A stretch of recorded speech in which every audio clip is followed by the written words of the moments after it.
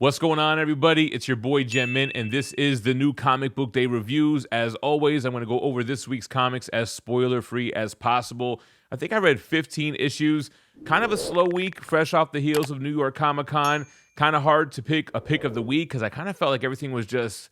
But either way, we're going to go through it. We're going to start with what I read digitally, and let's start with a new #1 from Image Comics. This is Hector Plasm. This one is by Sereno, Hunter, and Holt. So I couldn't really get into this one, man. This is about this kind of spirit ghost hunter guy, and then he ends up in this town that's obsessed with Bigfoot. So they're trying to get him to hunt Bigfoot, but he doesn't hunt living creatures. He only goes after those spirits and ghouls. The art was kind of cartoonish. I couldn't really get into it, but I gave it a shot. Not going to be picking up issue 2. All right, moving on over to Marvel, we've got the Fantastic Four Gargoyles team up. Marvel, Dynamite, Disney. This is issue #1. I think this is a one-shot. Yeah, it's just a one-shot, and I think gargoyles are cool and everything, but I never really was a gargoyle guy. Like, I never really get excited when they do reboots and stuff for that. Even, like, PCS did gargoyle statues. It's just not something that I was really interested in as a kid. If it wasn't, like, X-Men, Spider-Man, Batman, like, those were the cartoons I was into. TMNT, Transformers. Anyway, you have the gargoyles in New York. They're a couple of buildings away from the Baxter Building. It's a team-up with the Fantastic Four. It's a one-shot, so therefore I feel like it doesn't matter. I think if you're a huge fan of the Gargoyle series, you would kind of dig seeing them interacting with the Fantastic Four, but otherwise, I just thought it was like, okay. I mean, the art, as you can see, kind of Gargoyles inspired, but a little bit different. Nothing really to write home about. I forgot to give the creators. It was by Weissman, Balam, and Angulo. All right, then we got Godzilla Destroys the Marvel Universe. This is issue #4, and even though I kind of made fun of issue #3, I really dug issue 4. I thought it was dope. This one's by Jerry Dugan, Garan, Medina, and Albertov. So they kind of set this up at the end of the last issue, but basically we get Hank Pym particles mixed with the Hulk. So we have a kaiju Hulk fighting Godzilla. It was pretty cool. It didn't feel as goofy as the third issue. It kind of had more of a serious tone, and it was some cool fight scenes as well. It's basically going to take all of the Marvel Universe, or whatever's left of them, in this giant kind of Pacific Rim mech suit to take down Godzilla. It'll probably end with the next issue if I'm not mistaken. But Godzilla, if you like Godzilla, Marvel Universe, just fun, dumb stuff. All right, then we got The Punisher issue 2. This is the Red Band edition. This is the new Punisher ongoing series. It's by Drew Baumgartner and Devin Lewis. I dug this issue. I really liked issue 1. They had a lot of Frank Miller-isms in here with, like, Kingpin taking off his clothes, and he's this big muscular guy. This whole series so far is playing with the idea that the Punisher is being controlled by somebody and he's being used as a weapon, so pointing it in whatever direction they see fit. I dug it. I don't really feel like it really needed the red band thing here. Here's Kingpin here, no shirt on. It didn't really feel as bloody and as gory as something, say, like a Marvel Zombies or something like that, but a lot of action. I dug it. I actually am digging this series more than the Marvel Knights one, even though that's one issue in, but Punisher issue 2, going to continue with this one. I dug it. We got Captain America issue #4. This is by Chip Zdarsky with Shitty and Martin. So we continue this fight of Cap, fresh out of the ice, fighting Doctor Doom for the first time at Latveria. He's got his kind of U.S. agent, other Captain America. Nice action, nice dialogue. Very cool to see that battle between Cap and Doom and who actually emerges as the victor. This is like more of a serious tone, but I'm digging this series so far. Issue 4, continuing a good run by Chip. The next 4 books are all Age of Revelation. We're going to start with Iron and Frost, issue #1. This one is by Scott, Coleman, Poggy, and Nitro. So it follows the Ice Queen, Emma Frost, with Tony Stark, Iron Man. I guess they had a romance at one point in time. Age of Revelation takes place 10 years in the future, but these kind of one-shots and tie-ins will do stuff like, 5 years before the end of Revelation, or, however long, and kind of just lets you know what happened to these characters and where they're at now. So Emma Frost, I don't really want to give any spoilers on this one, but the events of this book lead Emma Frost to be stuck in her diamond form. If she goes back into her human form, she'll just die right away. She basically is the heartless Ice Queen in this issue, and it shows how that happens. Doesn't really give a lot of Tony Stark, mostly Emma Frost stuff, and the fact that when she's in her diamond form, she can't use her telepathy, so she kind of gets Captain America, for lack of a better term, and gets dug up X amount of years later, 10 years in the future during the Age of Revelation. I did like this issue. I thought it was pretty cool. I don't know how important Emma or Tony are going to be in the future of the Age of Revelation, but this one was a good issue. Next up, we have Rogue Storm issue number 1. This one is by Ayodele, Bashi, and Menon. So, as you can imagine, this follows the exploits of Rogue and Storm, but it tells this story of Rogue being separated into 2 different entities. You've got Green Rogue, which seems to me like the main Rogue, and then you've got Red Rogue, who is not as powerful. So you're finding out what happened with Rogue, and then you go to Storm. Apparently, Storm has died, or something happened with Storm here, and the weather is all crazy in the Age of Revelation. The Sahara Desert is full of ice. This is the new Uncanny X-Force team, led by Red Rogue. So you have Lady Phantom X, you've got Warpath, Spiral, Iceman, Gateway. Yeah, that's right. So Storm has kind of broken bad. They're trying to find Storm. They're trying to kill Storm, the Wind Goddess herself. They explain why throughout the issue. Another solid one, though, this week from the Age of Revelation. All right, the next one we have is Sinister's 6, issue number 1, which is by Marquez, Laredo, and Sinclair. So Mr. Sinister doesn't like the fact that Revelation wants to mold the world and make man in his image. That's what Sinister wants to do. So he's assembled this team, and they're here to hunt down Venom. There's something special about the Venom symbiote that he can use to take down Revelation. So this is another kind of team-up book, X-Force inspired book, and instead of the Sinister 6, it's the Sinister's 6. So you got a pretty dope team of members here. Who do you have?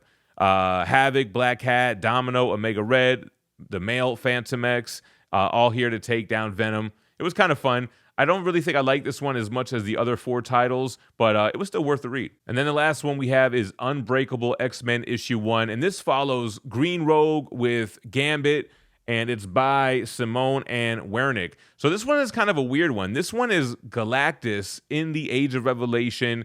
He comes to Earth, and then Rogue is the only one that can stop him. She uses her powers to do so, but at detriment to herself. How does this affect Gambit and the rest of the Unbreakable X-Men?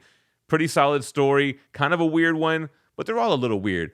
Overall, though, I did think that the Age of Revelation tie-ins this week were interesting. It's probably the most fun that I had reading comics this week, all these X titles and playing in this new future that they created for the X-Men. After just a few years, a new Ninja Funk chapter is finally being released after the cliffhanger to the first arc. Will Ninja Funk save Bella Bay from bad music, or will things go from bad to worse in Ninja Funk Volume 2? There are a ton of amazing covers available from artists like David Mack, Alessandro Miceli, Aaron Bartling, Tyler Kirkham, Natalie Sanders, Xander, and Alex Regal, just to name a few. Make sure to check out for them over at That Spider-Man Booth on Whatnot. All right, we're back with Amazing Spider-Man issue 14 by Joe Kelly, Ed McGuinness. Todd Knock helps out a little bit here as well. Farmer, Vaughn, Grawbadger, and Menez. So this one's, we're back on Earth. We're not in outer space. Again, it's doing like what Al Ewing did with Ron V with Venom.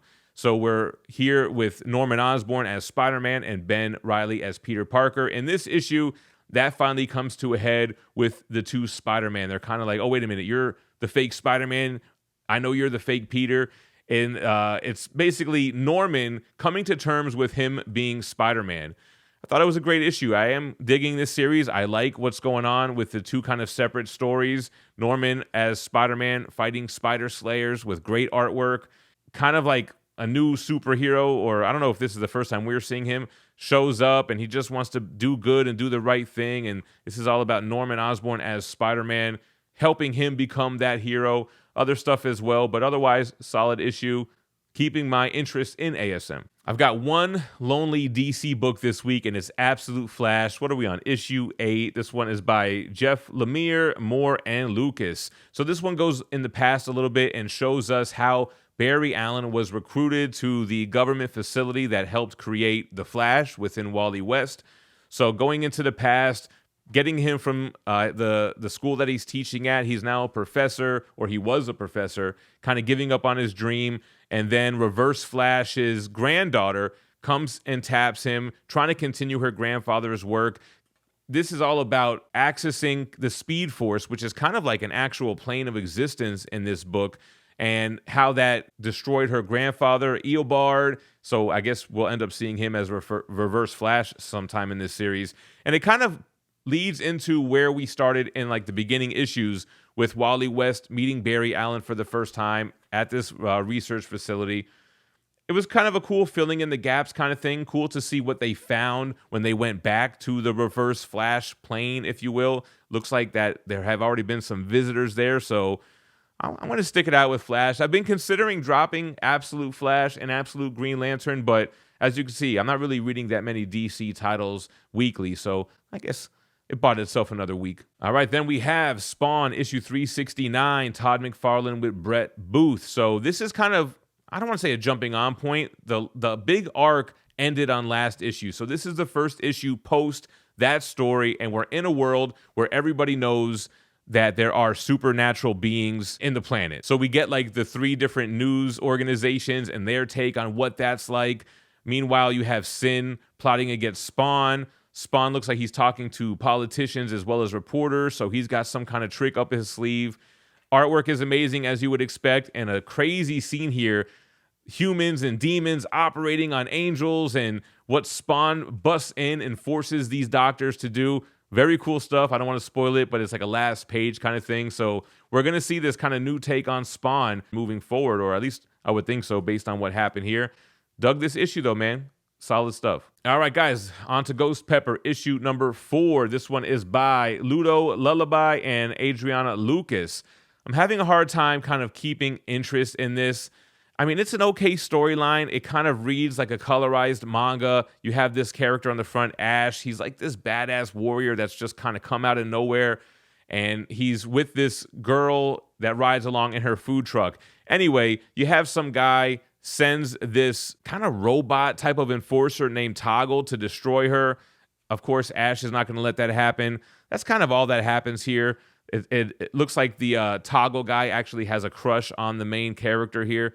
I don't know. Again, losing interest on it. I mean, it's kind of a cutesy story, but it's not really much to discuss when it comes to Ghost Pepper. All right, G.I. Joe number 12 is here after the end of the last arc. We're at a new story point here by Joshua Williams, Marco Federa, and Lee Luridge. So what's going on in G.I. Joe? So we get introduced to a new character who is held captive, and we find out that that's kind of by design. She's staking out an enemy. You have this enforcer named Ivana, and Ivana is kind of fed up with her as a prisoner as well. She is a sniper, so we get some cool sniper stuff in here. All of this stuff is leading up to this Dreadnought War. So we had that Cold Slither one-shot last week, and that's the Dreadnoughts who were recruited as that band, Cold Slither. But it's all leading up to this kind of new event that they're doing within the Energon universe.